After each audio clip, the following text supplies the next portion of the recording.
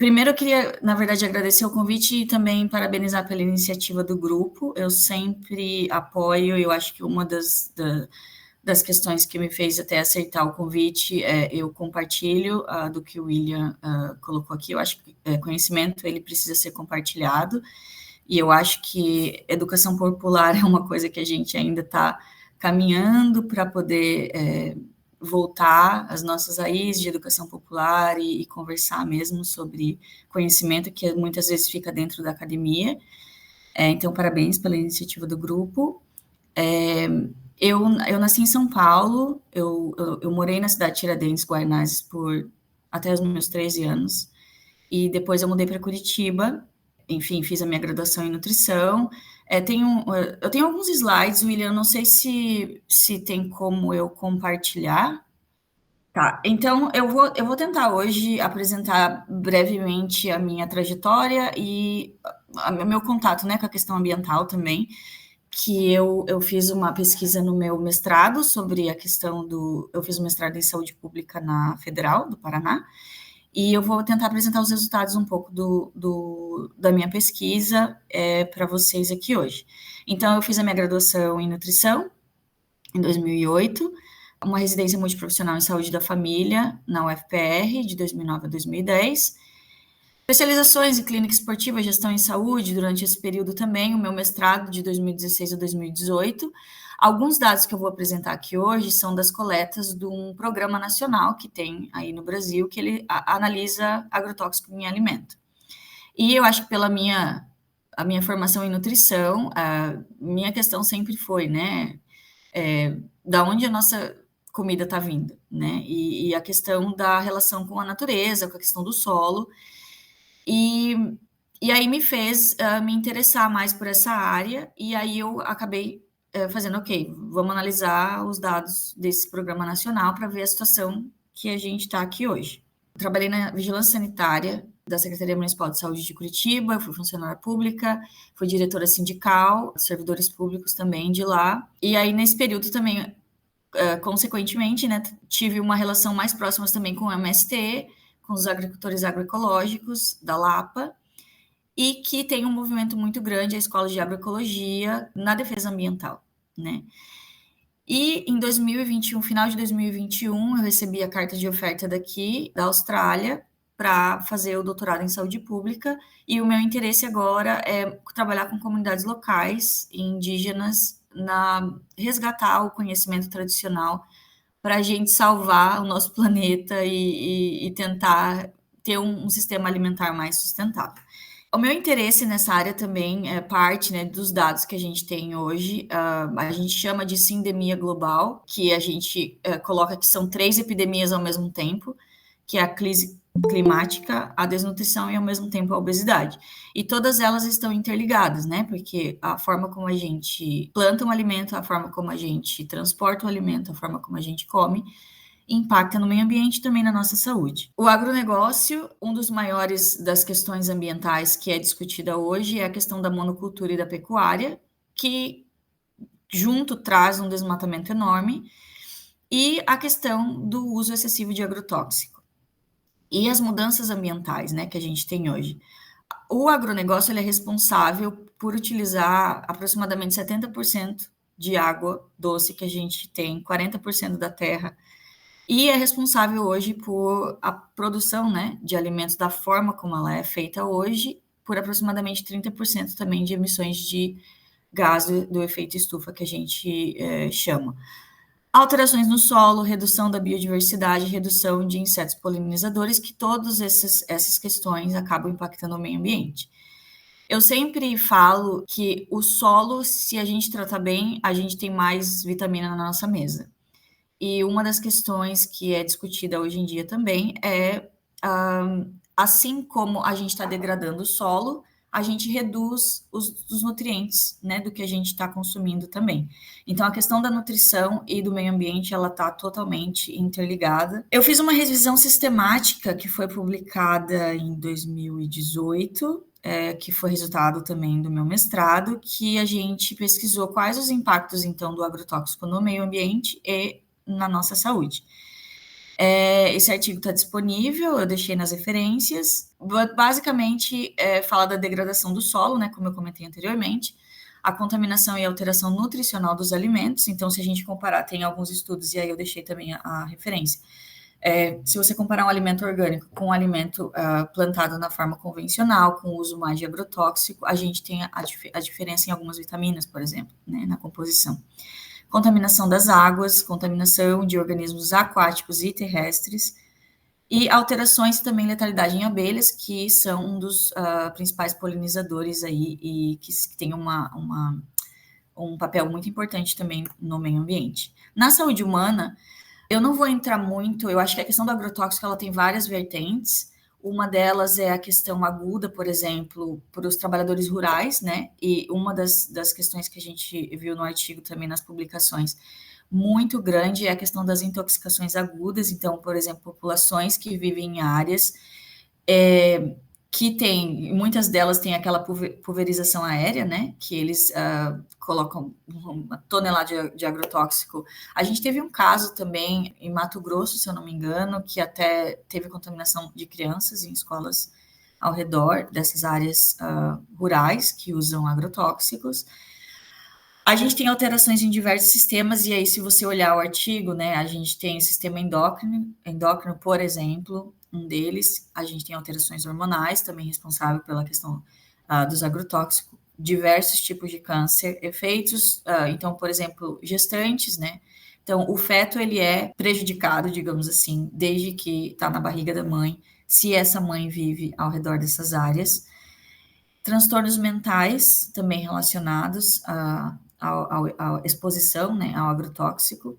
Eu sempre gosto de usar isso, eu estou dando aula aqui também em determinantes sociais de saúde, e eu sempre uso um termo muito comum que a gente escuta, né, da epidemiologia tradicional, que é a questão do que é prevenível e o que não é prevenível. E eu trabalhava no setor de vigilância em saúde também, né, por 13 anos, e às vezes a gente trata o indivíduo e a gente culpabiliza bastante o indivíduo, né? Então, por exemplo, o feto, a mãe teve um feto com má formação congênita, por exemplo. E, mas isso não é prevenível, né? Isso é, por exemplo, então o que é prevenível? Se a mãe compareceu à consulta no serviço de saúde, se a mãe teve uma alimentação saudável durante a gestação, se a mãe não usou álcool, não usou drogas. E aí, os determinantes sociais, a gente sabe que tem vários níveis, né? E eu acho que ainda a gente tem um desafio muito grande na saúde pública, que a gente ainda culpabiliza muito o indivíduo e a gente não discute as causas estruturais que causam esse tipo de problema. E aí, quando a gente vê a questão dos agrotóxicos na legislação, até o conceito de agrotóxico é um viés, né? Porque a forma como eles colocam o conceito de agrotóxico na legislação é uma coisa meio amena. Mas não vai causar, por exemplo, né, produtos cuja intenção é alterar a composição da flora e fauna, a fim de preservá-las da ação danosa de seres vivos considerados nocivos. Então, a forma como ele é tratado também é uma forma benéfica, né? Então, assim, vai preservar contra a ação danosa de seres vivos, né? E uma coisa que eu tenho aprendido bastante, até no meu doutorado, em contato com comunidades indígenas aqui, é que o conhecimento que eles trazem é que, na verdade, todos os insetos e todos os seres vivos, eles têm uma função na natureza. E, na verdade, teoricamente, agrotóxico não seria necessário, se a gente tivesse o conhecimento de usar algumas estratégias naturais que podem prevenir, por exemplo, que os insetos venham e, por exemplo, comam o nosso alimento, né? As comunidades tradicionais ou os agricultores agroecológicos, que eu também aprendi muito na Lapa, do MST, eles têm algumas plantas que eles colocam ao redor e que o inseto gosta daquela planta. Então, ele não vai comer o alface que a gente está plantando, né? Eles chamam, eu não sei em português, mas eles chamam companion, como se fosse uma companhia, né? As plantas ao redor que ela permite. E tem algumas plantas também que, devido ao cheiro forte, também afastam um pouco os insetos para outros lugares. Então, assim, a gente tem meios naturais de plantar. Uma outra questão também que eu gostaria de até falar aqui é que quanto mais a gente tem... Então, se eu planto numa grande extensão de terra batata ou milho, né, soja, que é o que a gente tem bastante aqui no Brasil, aquela composição do solo em nutrientes, ela vai ficar mais pobre. Se eu tiver diferentes plantas naquele mesmo espaço de terra, o solo vai ficar mais rico. Então, aquele alimento que eu estou plantando vai ter mais vitaminas e vai ter mais minerais. E aí, como que funciona isso, a questão do registro de agrotóxicos no Brasil, né? Ele passa por 3 departamentos, né, a nível nacional, o MAPA, que ele faz o dossiê agronômico, então ele analisa o impacto do agrotóxico no solo, né? Como que ele vai, por quê, qual a necessidade da gente usar a Anvisa, os impactos na saúde, que faz a questão toxicológica, e o IBAMA, que faz a análise ambiental. E aí tem o resultado para comercialização ou não. Acontece que tem algumas limitações nesse processo, e aí eu vou comentar algumas delas aqui na apresentação. Uma delas é a questão do estudo toxicológico, é realizado pela própria empresa. Então, a empresa de agrotóxico que vai pleitear e vai pedir autorização para vender, ela vai fazer o estudo toxicológico e vai apresentar. Então, assim, a Anvisa não vai fazer um novo estudo para contrapor aquele estudo, ela vai analisar o estudo que já foi feito. A vigilância de uso de agrotóxico no Brasil, ela é composta, né, então, tem o programa, e foi esse programa que eu analisei no mestrado, que é o Programa de Análise de Resíduos de Agrotóxicos em Alimentos. Ele existe, então, desde 2003. E a saúde do trabalhador, que ela analisa o uso de equipamentos de proteção individual. Há controvérsias na literatura, inclusive, se realmente o uso de equipamentos de proteção individual ele é realmente efetivo ou não. E aí, como que funciona o PARA, o Programa de Análise de Resíduos de Agrotóxico? Eles, primeiro, tem uma análise, né, que a gente chama de POF, que eles analisam quais os tipos de alimentos que o brasileiro mais consome. E aí, através disso, o PARA decide, então a gente vai coletar esse ano esses alimentos, porque é baseado no que a população brasileira está comendo. E aí, eles coletam em grandes redes de supermercado, que é o ponto onde a população mais compra esses alimentos, e o alimento é levado para o laboratório para análise. E esses alimentos são analisados de acordo com o limite máximo de resíduo. Então, a Anvisa, quando ela faz a análise toxicológica para aprovar o agrotóxico, ela delimita. Então, esse agrotóxico, o máximo de limite resíduo permitido nesse alimento é X. E aí eu vou comentar algumas coisas também de limitações aqui em relação à saúde pública, né? O limite máximo de resíduo, ele é delimitado de acordo com aquele agrotóxico individualmente. Claro que, por exemplo, um mesmo uso de um mesmo agrotóxico, ele pode ser usado em diversos alimentos. Então, é óbvio que eles fazem essa contabilidade, né? Então, estou usando esse agrotóxico para esses alimentos, então o máximo de permitido para esse é X, para o segundo alimento é Y, para o terceiro alimento é B, e aí ele soma tudo isso, que é o impacto máximo para não causar dano à saúde, teoricamente. O problema é que muitas vezes os agricultores eles usam um produto que foi aprovado para o alface, eles vão usar no tomate. É só um exemplo aqui, né? E aí essa contabilidade já se perde um pouco ali. Mas a coleta, como que funciona? Então, como eu expliquei anteriormente, ele escolhe os alimentos de acordo com o que a gente está comendo. Vai depender, se você me perguntar, mas quantos alimentos são analisados, quantas amostras, depende da capacidade analítica dos laboratórios e se as amostras estão íntegras para análise, né? Muitas vezes a amostra se perde durante o transporte, ou é deteriorada por causa de temperatura, enfim, eles não conseguem analisar. E aí a escolha dos ingredientes ativos, quais tipos de agrotóxico eles vão analisar, é de acordo com a disponibilidade também dos métodos analíticos nos laboratórios, né? Então, a gente não tem uma análise do PARA que ela contempla todos os agrotóxicos aprovados para uso. Isso depende muito da capacidade que os laboratórios têm. E aí, eu com uma visão mais crítica também, né, do sistema, eu posso dizer assim, se eu não tenho capacidade para analisar, como que eu vou controlar? Eu aprovo, mas eu não analiso todos eles, né? E como isso está sendo utilizado. Então, é uma limitação também que a gente tem.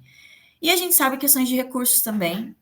Se eu comparar, por exemplo, a gente sabe que as empresas de agrotóxico, elas têm pesquisas e dinheiro para poder financiar diversas pesquisas no setor agronômico, e que se a gente comparar, né, o incentivo e até a pesquisa que a gente tem em universidades e laboratórios para contrapor e para mostrar os efeitos da nossa saúde, isso é muito, a diferença é muito grande. Então, a gente ainda precisa avançar demais. Eu acho que a questão ambiental, ela traz uma discussão imensa do sistema como um todo. E se eu ficar aqui, eu vou ficar falando bastante, porque eu tenho bastante para falar, mas vamos focar aqui. Classificação das irregularidades. E aí, depois que o alimento vai para o laboratório, ele é analisado se ele está dentro do limite máximo de resíduo, que eu expliquei anteriormente, ou se ele está acima. Um alimento é considerado regular, né? Ele está dentro dos limites, dos padrões, se ele não tem agrotóxico ou se ele tem esse ingrediente ativo dentro do limite máximo permitido. E ele é considerado irregular se ele está acima do limite máximo permitido, ou aquele agrotóxico não foi autorizado para aquela cultura ou não é autorizado no país, ou se ele tem ambas as irregularidades. Então, eu analisei esse programa em 15 anos, desde 2001 até 2015, e então eu peguei os relatórios. Como que eu fiz isso? Eu fui lá no site da Anvisa, peguei todos os relatórios de 15 anos do programa, e eu falei, bem, vamos fazer uma análise aqui, vamos ver o que está acontecendo durante esses 15 anos. E durante esses 15 anos, eles analisaram 25 diferentes tipos de alimentos e mais de 30 mil amostras. Se a gente fazer uma comparação, por exemplo, com alguns programas semelhantes na Europa, só em 2015 eles analisaram mais de 85 mil amostras de alimentos. E eles incluíram outros tipos de alimentos também, que o PARA hoje não inclui, né? Por exemplo, lá na Europa eles incluem alimentos infantis, inclusive rações de animais, né? Leite, enfim. Aqui, aí no Brasil é mais focado na questão de frutas e verduras ainda. A gente teve mais ou menos, então, nessa análise durante 15 anos do programa que eu analisei, a gente teve uma média de ingredientes ativos analisados, uma média de 159. E nessa época, né, o Brasil tinha mais de 500 registros de agrotóxicos aprovados. Então, foi o que eu comentei anteriormente. A gente tem mais de 500 aprovados, mas a gente está analisando só 159. Então, como fica o resto? Né? Na União Europeia, por exemplo, eles analisaram em 2015 cerca de mais de 700 tipos de ingredientes ativos. Eu vou brevemente falar, então, como que eu fiz essa análise. Eu peguei dos 15 anos e fiz uma média. Então, por exemplo, 2001, cada alimento, a análise, né, cronológica desde 2001, como que está o parâmetro? Tão autorizado, não está? Está irregular o alimento? Não está, de acordo com o que eu expliquei anteriormente. Esse alimento tem algum agrotóxico não autorizado no país? Tem algum agrotóxico que não é específico para aquela cultura? E aí a análise foi que em torno de 20% das amostras totais estavam irregulares, e a gente tem alguns alimentos que estão mais irregulares do que outros. Por exemplo, fubá de milho, aproximadamente 2%, né, irregular, goiaba 45%, morango 51%, pimentão 83%, abobrinha 62%. Alguns alimentos eu acho que a mídia às vezes, porque a mídia também não traz muito essas discussões, mas quando aparece, a gente sempre vê morango e pimentão. Mas alguns alimentos até surpreenderam, por exemplo, a abobrinha. Nossa, é um alimento que às vezes não é discutido muito, mas que também teve um alto índice de irregularidade. Então, o pimentão, ele teve aproximadamente os tipos de irregularidade, né? 70% dos ingredientes ativos detectados não eram autorizados para cultura ou não autorizados no país. E em uma mesma amostra, em 2011, foram detectados 8 diferentes tipos de ingredientes ativos. E aí eu quero chamar a atenção aqui para esse dado, que isso é uma outra limitação que a gente tem também quando a gente aprova um agrotóxico, que, por exemplo, a empresa vem e ela apresenta um novo ingrediente ativo para ser aprovado. E esse ingrediente ativo, os impactos ambientais ou na saúde, ele é analisado individualmente. Então, aquela substância química vai ser analisada e o estudo toxicológico sozinha, né? E aí eu pergunto para vocês, se eu tenho em um alimento 8 diferentes tipos de agrotóxico e eu vou além disso, no mesmo dia a gente come diferentes alimentos. E aí a gente tem várias substâncias químicas interagindo entre elas, né? Qual é o efeito da interação de todos esses agrotóxicos no corpo humano? É uma limitação, a gente não tem estudo sobre isso. Então, quando eu aprovo, eu também tenho essa limitação, né? Tipo, eu analiso individualmente, mas eu não sei o efeito desses agrotóxicos simultaneamente.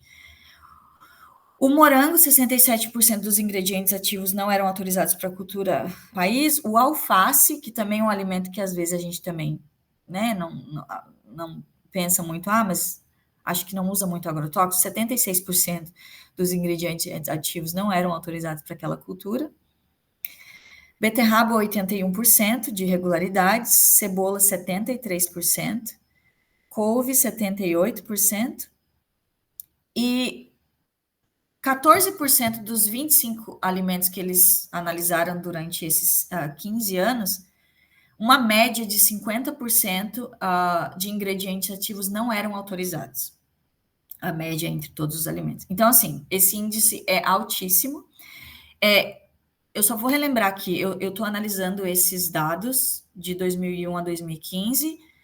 Ontem, antes de eu atualizar a apresentação, eu vou apresentar aqui no final. Eles têm, óbvio, eles têm relatórios mais atualizados do PARA. Eu vou apresentar aqui o último, que é de 2023.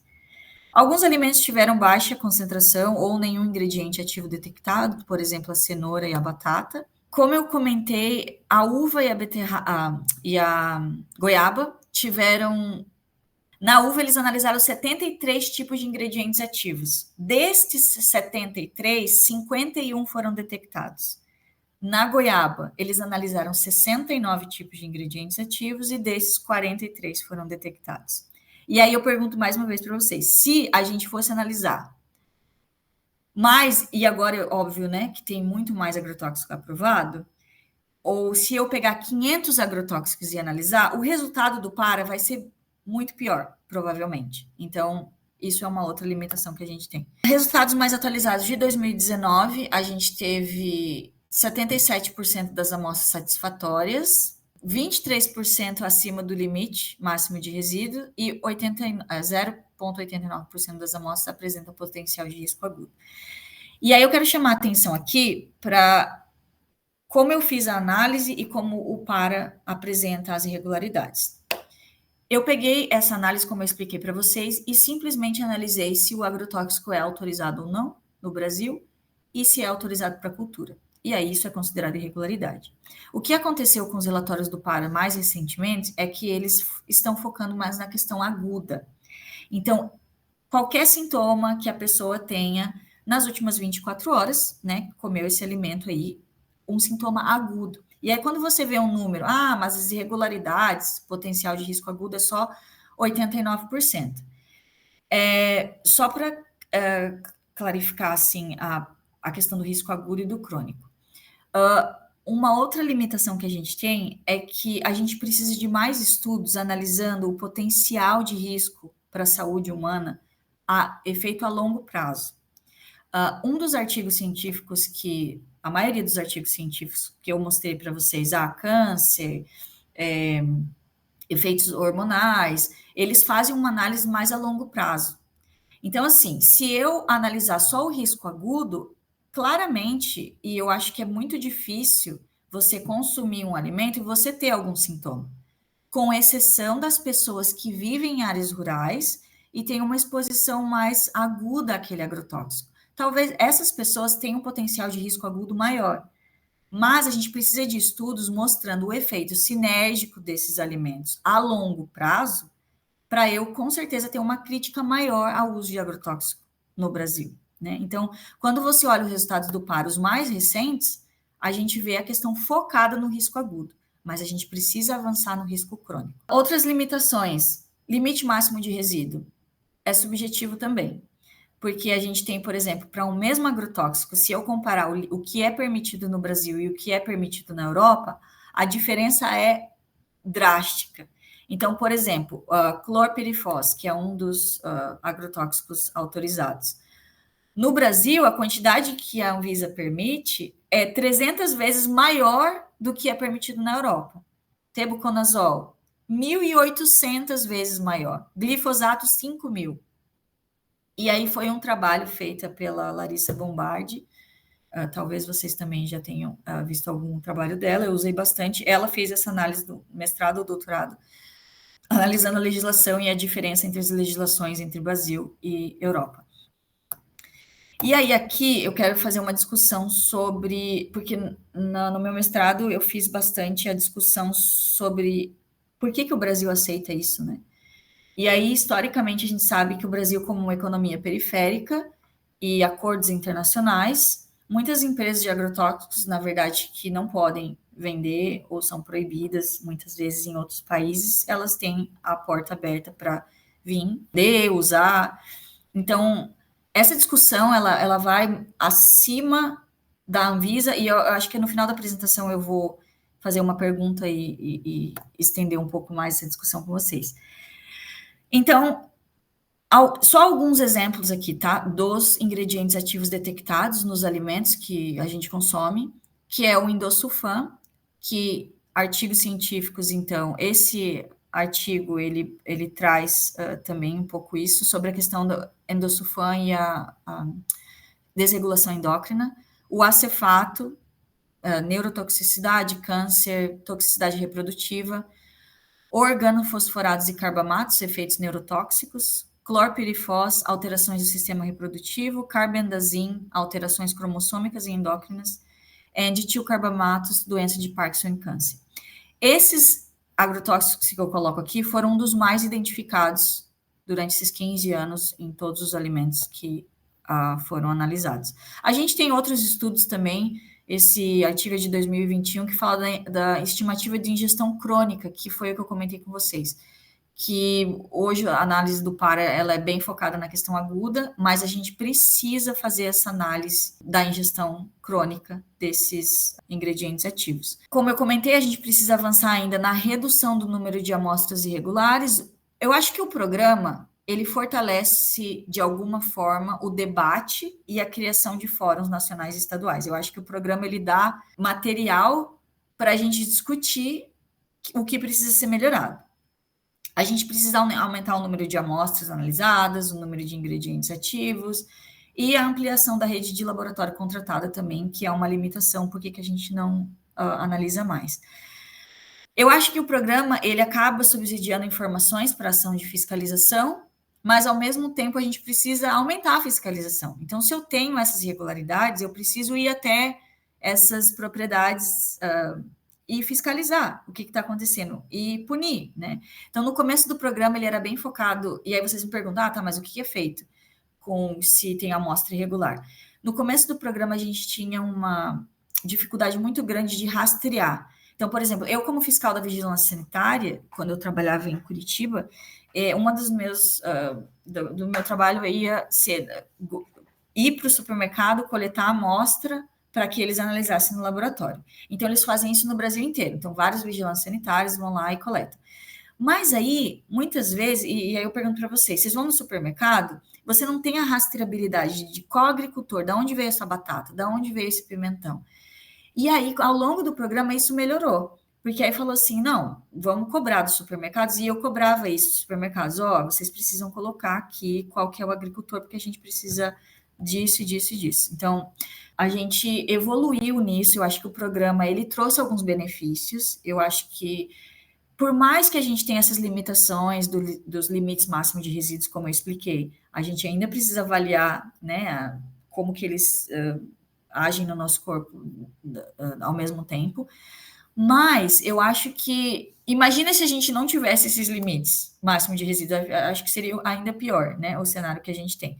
Então, o programa, ele traz dados e traz alguns avanços, mas a gente precisa ainda avançar muito, muito mais. A gente precisa discutir mais o risco crônico, como eu comentei. De outra forma, se a gente continuar olhando os resultados do PARA, somente focado no risco agudo, que é os sintomas nas últimas 24 horas, ok, eu acho que a gente ainda vai subestimar muito o efeito dos agrotóxicos, né? Então, quais são os efeitos a longo prazo? A gente precisa avançar. Como incluir, né, os efeitos sinérgicos dos diversos tipos de agrotóxicos, como eu comentei, e maiores restrições do uso conforme preconizados por organizações internacionais. maior transparência das informações. Eu acho que não só a academia, mas relatórios do governo como um todo, a gente precisa ainda fazer essa conexão com a sociedade, com a comunidade e de uma linguagem que precisa, né, precisa ser entendida. Então, a gente precisa fazer essa transcrição, né, da linguagem científica para o que a comunidade realmente entende. Fortalecimento da pesquisa independente das universidades públicas. Eu acho que quando uma empresa que está pleiteando o registro de agrotóxico, ela apresenta o estudo toxicológico, também é um viés, né? Eu acho que a gente precisa fortalecer as universidades públicas e as análises que são feitas desses agrotóxicos a nível nacional. Fortalecimento do sistema público para ações de fiscalização, então a gente tem uma limitação de servidores públicos, né? Então isso vai entrar na discussão também, que a gente precisa de mais fiscalização, e a fiscalização ela é algo que precisa ser independente, né? Incorporar o risco químico presente nos alimentos no cotidiano da vigilância sanitária. Então, eu acho que ainda historicamente a vigilância sanitária é bem focada, e eu falo isso com, né, com propriedade porque eu trabalhei 7 anos na vigilância sanitária de Curitiba, e a rotina nossa é focada no risco biológico, né? Então, se tem bactérias, se tem. A gente faz a questão, a temperatura do alimento, se o alimento foi manipulado da forma correta, mas o risco químico a gente basicamente não cobra. E quando a gente cobra, a empresa olha, né? E aí eu como, né, pessoa e militante da causa, algumas empresas que eu fiscalizei, por exemplo, produtor de suco de laranja, eu costumava ir e pedir, né? E aí eu pedi, você tem o relatório da questão química da laranja? Aí ele olhou para mim, mas o que é isso? Nunca ninguém me pediu. Do produtor que você está comprando a laranja. Qual é o tipo de agrotóxico, por exemplo, que ele usa? Mas eu não preciso apresentar isso. Então a gente ainda tem uma resistência muito grande, porque isso não é protocolo, né? E eu acho que também, e aí se eu discutir essa questão, eu acho que o sistema ele funciona de uma forma que é para culpabilizar o indivíduo. Então é muito mais fácil, como fiscal, eu ir numa empresa e cobrar se eles estão manipulando o alimento correto, ou se eles estão lavando, ou se eles estão controlando a temperatura, porque é algo individual, né? É algo que é mais fácil de ser mudado. Agora, eu começo a questionar a questão do agrotóxico, eu vou mais questionar a estrutura do sistema, ou como a gente está plantando o alimento, eu acho que eu acabo mexendo em outras instâncias econômicas também. Então, ainda se tem uma resistência muito grande para a gente melhorar essas ações de fiscalização. Precisamos fortalecer, né, o Conselho Nacional de Segurança Alimentar e Nutricional e os conselhos locais. E, como eu falei no começo, o fortalecimento da educação popular. Eu acho que a gente precisa ir para as comunidades, como foi feito há anos atrás, né? A gente precisa colocar juntos os movimentos sociais para essa causa, então isso também a gente precisa avançar. Necessário controle efetivo do uso dos venenos e como horizonte o cultivo sem agrotóxicos. Algumas pessoas me perguntam, Carla, tá, mas e aí eu como o quê? Agora vendo esses resultados, né? Quando eu morava em Curitiba e eu participava de alguns projetos na Universidade Federal com os agricultores agroecológicos da Lapa, a gente tem diversos agricultores agroecológicos que produzem alimentos da agricultura familiar, e a gente tinha um projeto desses agricultores entregar semanalmente alimentos na nossa casa. Então, você fazia o pedido online na segunda-feira e eles entregam na sexta. A gente tem que se organizar enquanto sociedade também para fortalecer esses pequenos agricultores. E eu acho que a nível mais macro, né, como a gente transforma esse sistema do agronegócio, isso é algo que vai durar anos, depende de resistência da sociedade, depende da nossa organização, depende do quanto a gente tem acesso às informações, e eu acho que aí será uma transição, desde que a gente tenha o fortalecimento da sociedade para cobrar isso, né? E, como eu falei, o incentivo das práticas agroecológicas. Ontem eu acessei o último relatório do PARA, que foi de 2003, que eles têm, e aí eles apresentaram esses resultados, né? Com inconformidade. Eles analisaram, então, 3.294 amostras e 26% estavam com alguma inconformidade. Porém, eles focam bastante no risco agudo, como eu falei, e aí a rastreabilidade das amostras, né? a gente melhorou muito desde 2001, então isso eu acho que é um resultado bom, que a gente tem a rastreabilidade do agricultor.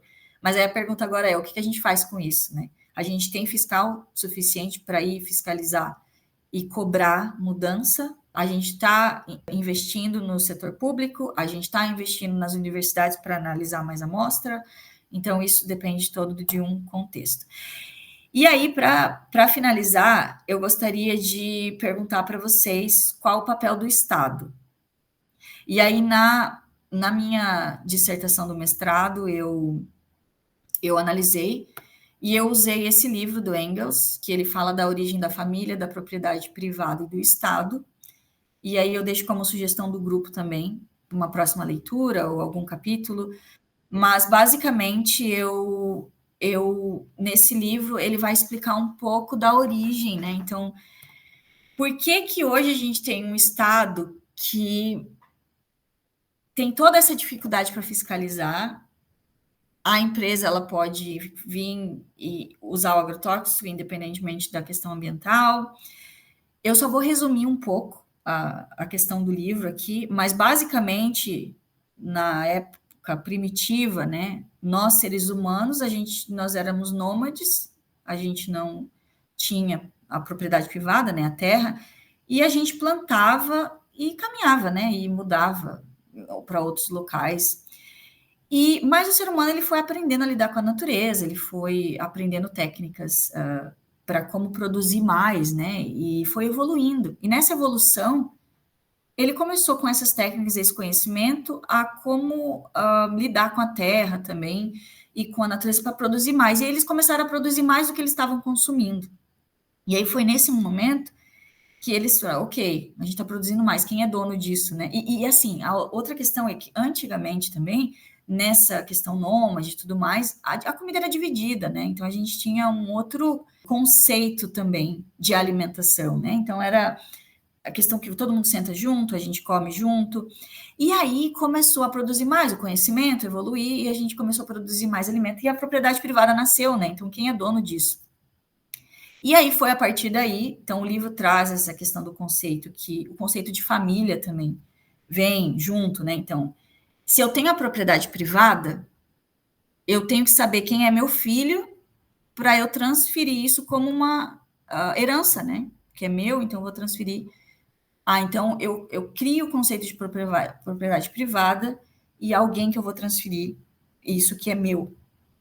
E aí vem o Estado para defender a propriedade privada. Né? O Estado ele não existia. E a função do Estado, da polícia e tudo mais. E aí, assim, eu não vou entrar muito nessa discussão, porque é uma discussão gigante, mas eu acho que é necessária, pelo menos, para a gente entender o papel do Estado nisso tudo. Basicamente, o que eu estou querendo dizer é que o Estado foi criado para defender a propriedade privada. E quando a gente fala de grandes empresas como as de agrotóxicos,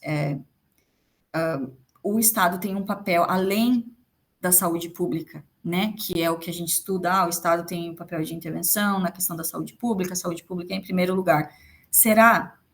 Como que é isso, né? Eu acho que a gente precisa também fazer essa autocrítica. E aí, é óbvio, né, que eu venho de movimentos sociais, eu venho da periferia de São Paulo, eu tenho a minha própria história também de vida que me deixa mais nesse lado social. Mas independente de governo, a gente vê que quando se trata de questões ambientais, a gente tem uma resistência muito grande da defesa do meio ambiente. E aí eu estou falando de partidos mais de esquerda também. A questão ambiental ainda é uma coisa muito ser questionada, inclusive do papel. O que o Estado está fazendo sobre isso, né? E eu só quero deixar essa pergunta e essa discussão, e aí talvez vocês conseguem no grupo de vocês discutir mais, lendo o livro, e qual o papel das comunidades locais e tradicionais também para um sistema alimentar mais sustentável, né? E eu acho que a gente precisa fortalecer mais a questão dos indígenas, das comunidades locais, que foi um pouco da minha pesquisa de doutorado aqui.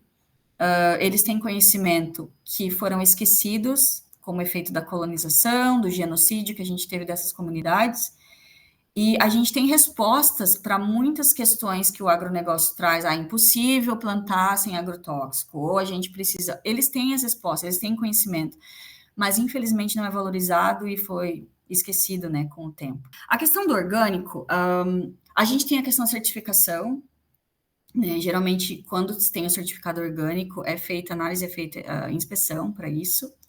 Mas eu posso dizer para você também que a contaminação ambiental de agrotóxico, ela é gigantesca. Então, às vezes, a gente tem comunidades, né, que eles plantam orgânico, mas ele fica próxima de outras, do agronegócio, de outras formas, né, de produção. E como eu expliquei no começo, uma das questões ambientais é a contaminação da água, por exemplo, contaminação do solo, com o vento, né, a gente também tem essa pulverização ao redor. Então, pode sim acontecer de comunidades que plantam sem agrotóxicos ter uma contaminação indireta, digamos assim, né? Se tem a certificação, eles fazem essa análise da distância também, eles fazem diversas análises para ver se aquele alimento pode ter a certificação orgânica ou não. Mas pode acontecer sim a contaminação indireta, né, que a gente chama. A segunda pergunta sobre usar bicarbonato, e aí tá mais uma questão da mídia e como a gente culpabiliza o indivíduo. Então tá, vamos solucionar esse problema. Você, mas em casa lava o alimento ou usa esse tipo de produto que vai minimizar. O que eu posso dizer para você é que a gente também tem diversos tipos de agrotóxicos e diversas ações, tá? Então tem algumas substâncias, alguns ingredientes ativos que ele vai atingir mais a casca do alimento, por exemplo. Tem alguns ingredientes ativos que ele vai dentro do alimento, então ele vai mais profundo. Então, essa resposta que eu vou te dar é genérica, mas é porque realmente depende do ingrediente ativo. Então, por exemplo, tem algum alimento, se você lavar ou se você tirar a casca, pode sim reduzir. Mas tem alguns ingredientes ativos que vai estar penetrado dentro do alimento. Então, eu não posso, você não tem a certeza que você vai usar um produto químico, e mesmo usando, né, bicarbonato ou outros, não tem garantia que você vai eliminar todos os agrotóxicos. E aí, o que você pode fazer, como eu falei, eu acho que a gente precisa fazer uma análise local, quais são as opções que eu tenho. E aí, orgânico é caro, e a gente sabe que a insegurança alimentar hoje, com a crise econômica também afeta, né, a gente. Eu, por exemplo, eu sou estudante bolsista aqui, eu vim para a Austrália, eu estava consumindo orgânico em Curitiba, a minha questão financeira, né, mudou bastante, né, eu estava trabalhando na prefeitura, né, saí do meu emprego, vim para cá, estudante, bolsista, eu não consigo comprar orgânico aqui, né, e aí qual que é o que a gente pode fazer? Eu falaria, né, quais são os agricultores próximos da região que você tem? Existe, a gente tem bastante iniciativas que são hortas comunitárias urbanas, se você tem um espaço na sua casa, que você pode plantar minimamente. É óbvio que a gente não vai conseguir plantar tudo que a gente está comendo, mas a gente consegue reduzir, né? Então, a dica que eu daria é mapear, né? Se você tem alguns agricultores, comprar direto dos agricultores, que aí sai mais barato do que eu ir em algum mercado e selecionar orgânico, porque daí o preço realmente vai ser mais caro. A gente fortalece esses agricultores e também talvez criar iniciativas aí na questão urbana para hortas comunitárias. Determinação social, né, da saúde. E, mais uma vez, né, vou falar a questão da educação popular, a educação dos movimentos sociais, a organização dos movimentos sociais, e, claro, né, ser ativo na sociedade, a parceria com grupos acadêmicos também, que pode trazer essas informações, essas parcerias, para a gente mudar, né, o sistema. A questão política, eu acho que isso está interligado, independente, eu sei que o grupo é independente, né, mas eu acho que na questão política a gente tem que estar consciente, né, das propostas que são, alguns grupos políticos, ele tem uma proposta mais agressiva referente ao ambiente, o que está sendo proposto referente a incentivar os agricultores familiares, por exemplo, que é quem produz alimento para a gente, a maior parte do agronegócio está voltada para a exportação e para a produção de ração animal. Então, eu diria, né, a educação popular, a organização dos movimentos sociais, enquanto potência para poder mudar o cenário, mas isso é a longo prazo, e isso acho que não vai acontecer da noite para o dia, óbvio. Do efeito cumulativo, né, como eu expliquei, eu acho que a gente precisa de mais estudos referente a isso, embora, se vocês derem uma olhada na revisão sistemática, Tem alguns artigos que falam da questão endócrina, câncer, então, sim, tem um efeito cumulativo, mas a gente precisa avançar na questão, porque, assim, esses efeitos também, a gente tem a questão da exposição externa, né, que a gente poderia, então, respiração, a absorção pela pele, e a gente tem a questão da ingestão, né, do alimento. Então, a gente precisa avançar em todos esses contextos, por exemplo, da água, né, que também tem vários estudos falando da contaminação da água. Tem um efeito cumulativo, mas a gente precisa avançar ainda em mais estudos, e investir, como eu disse, na questão da universidade pública e a pesquisa independente. Pulverização, não, eu acho que a indústria vai colocar uma pressão, criando alternativas menos, entre aspas, danosas, mas não vejo muita diferença da questão da pulverização aérea para drones, talvez a questão da expansão, mas a questão com a pulverização também, não só da área onde ela é pulverizada, mas se eu tenho, por exemplo, vento, né, ventos fortes, e aí no Ceará a gente tem essa questão também bastante, né, da questão do vento, ela vai pulverizar para outras áreas que teoricamente não seria o alvo ali, né? Então, eu não vejo como solução a questão do uso de drones. A questão de usar a terra, né? É impossível, como eu comentei, é impossível plantar sem agrotóxico. É um discurso que ele vem, né, do sistema capitalista e eles vão usar isso, né? Para tentar explorar o quanto mais os recursos naturais e as terras para a produção de lucro, ao invés de alimento. Eu acho que o conceito também de alimento, ele vem muito forte no sistema capitalista como mercadoria, e quando a gente muda o conceito e a gente fala de plantar comida para a segurança alimentar da população, a gente está indo contra todo esse pacote, né, do sistema capitalista.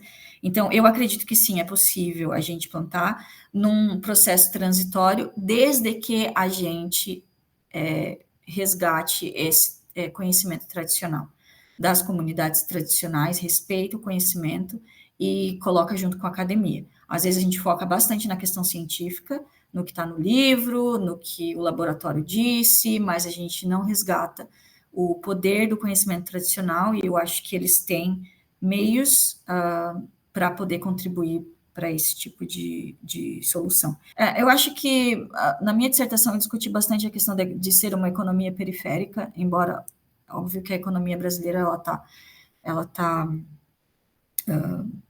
melhorando aí, né, com o passar do tempo, mas a relação do Brasil com outros países e o que é aceito. Eu acho que tem a questão da discussão da dívida externa, o que a gente é obrigado, entre aspas, a aceitar também. Eu acho que tem essa diferença da questão da economia do Brasil referente a outros países, e essa questão da aceitabilidade do que não é usado lá e a gente aceita, e também a questão de investimento em pesquisa, que eles têm, né, também mais forte do que a gente. Eu acho que seria essas duas. Eu esqueci de comentar, mas essa pergunta me fez lembrar também dois pontos importantes também, que eu acho que, quando a gente fala de agrotóxico e do agronegócio como um todo, e do investimento, né, que a gente tem, um agricultor orgânico, ele vai ter muito mais dificuldade de conseguir um empréstimo ou um financiamento no banco, por exemplo, do que um que usa agrotóxico, né? E aí, se eu entrar na discussão também, a questão do sistema capitalista, né, a questão dos banqueiros, né, a gente tem um sistema econômico moldado para o uso de agroquímicos para produzir lucro, né, resumindo. E primeira coisa, a questão do financiamento, ela é diferenciada para os dois tipos de agricultores. E a segunda questão que eu queria colocar é que às vezes a gente foca na questão do agrotóxico também, mas existem outras tecnologias usadas na agricultura, né? E se essa tecnologia ela fosse usada também, e aí se eu tenho uma facilidade maior de conseguir esse financiamento do banco, eu vou ter acesso a mais tecnologias, a tecnologia ela pode ser usada na agricultura orgânica de uma forma para a produção também, desde que ela seja usada da maneira consciente. E aí, eu entro na discussão do sistema capitalista, aonde ele é voltado para o lucro, e na exploração do trabalhador para a questão do lucro, se eu tenho um sistema que ele não permite, o trabalhador produz a tecnologia, mas ele não tem acesso a ela. Então, a mão de obra, né? E aí eu vou falar mais uma vez da organização dos movimentos sociais enquanto classe trabalhadora. E aí, quando eu falo classe trabalhadora também, eu acho que dos desafios que a gente tem nos movimentos sociais, a gente se fragmentou muito, né?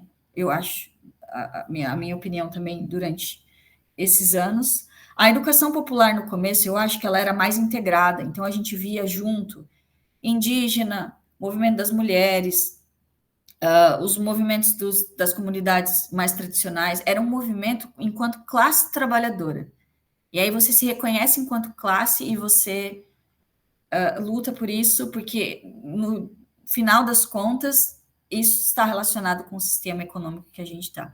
E aí a gente teve uma fragmentação desses movimentos sociais, e eu acho que a gente precisa unificar de novo e ter essa consciência de classe, né? Então, por que eu estou falando isso? Porque o trabalhador, ele produz a tecnologia, o trabalhador, mas ele não tem acesso, né? Então, eu acho que ter acesso ao que é produzido, e aí na saúde, o professor Guilherme, que foi meu orientador, ele faz a discussão da determinação social da saúde, não dos determinantes, mas da determinação social. E o conceito de saúde na determinação social de saúde é eu ter acesso ao meu potencial. Então, ser saudável, para mim, significa eu ter acesso a todo o meu potencial do que a sociedade hoje me permite usar, né? E a tecnologia, ela está aí para ser usada, né? De uma forma, mas os agricultores da agroecologia, eles não têm acesso a isso, né? Então, eu acho que isso é um desafio. É possível a gente avançar, mas aí a gente também está discutindo sobre a questão do acesso ao que o próprio trabalhador produz, e aí é a questão do sistema também. Ok, ao meu ver, não, deixa eu só olhar. Ao meu ver, a pessoa pode fazer coisas em seu estilo de vida para melhorar a resposta de seu organismo e fatores externos. Mas minhas dúvidas foi mais no sentido de agir em âmbito químico, ambiental, ainda acessível em nosso cotidiano. Eu acho que a questão do indivíduo, ela não é óbvio. A gente pode sim fazer questões individuais, estilo de vida, sim. Mas eu acho que a gente vai ter esses limites, né? E como eu expliquei, a questão, inclusive, de lavar o alimento. Tem ingrediente ativo que não vai ser tirado. Então, eu acho que a gente precisa discutir ações a nível individual, a nível comunitário, mas também a nível estrutural. Uhum. A questão da escolha, eu sempre uso esse conceito, né? A escolha do alimento, a escolha individual, mudar o estilo de vida. Eu posso escolher o que eu estou comprando, mas muitas vezes eu não consigo escolher aonde eu compro, porque a única opção que eu tenho viável ao meu redor são às vezes, onde depende do lugar que eu moro, são as grandes redes de supermercado, não tendo incentivo para questões mais locais. E da onde meu alimento está vindo, né? Às vezes, algumas vezes não é minha questão da minha escolha também, né? Eu não tenho acesso, eu não tenho. Então, eu acho que a gente ainda precisa avançar bastante. Eu acho que os conceitos de saúde e de alimento como mercadoria é o caminho também, né? É o porquê que a gente tem o sistema que a gente tem hoje em dia, né? Enfim. Obrigada pelo convite, foi um prazer enorme estar nesses espaços, né? Como eu falei, eu acho que a gente precisa fortalecer espaços e iniciativas como essa. Então, agradeço de coração a oportunidade também, e desejo para vocês também uma ótima caminhada. Espero que mantenhamos contato aí para futuras discussões ou parcerias.